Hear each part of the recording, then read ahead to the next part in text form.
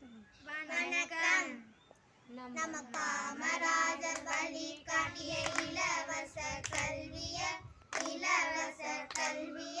காசு கொடுத்து வாங்கும் இந்த அவல நிலை ஆயிடுச்சு.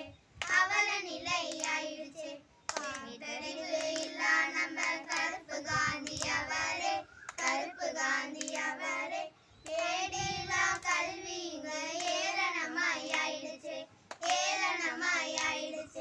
பாகுபாடு கல்வி எங்க பரந்த நாட்டில் கிடக்குதே. பகுத்தறிவு இல்லா மக்கள் பாதியிலே தவிக்குதே. லாபம் ஒன்றே நோக்கமென்று கல்வி அபரமாயிடுச்சு. கல்வியிலே பாடுபடும் மக்களும் ஆண்டு போயிடுச்சு. தடையெங்கும் தலைமுறையை கல்வியாலே உயர்த்தணும். அதுக்கு தாங்க கல்வி நமக்கு